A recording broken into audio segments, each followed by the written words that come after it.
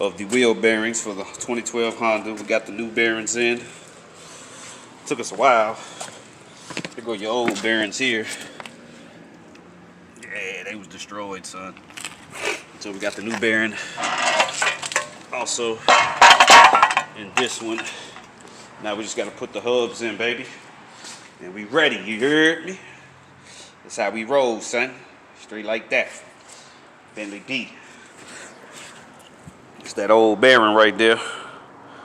Yeah, sometimes those cotter pins is hard to come out, so it took me about a good hour to get this one out.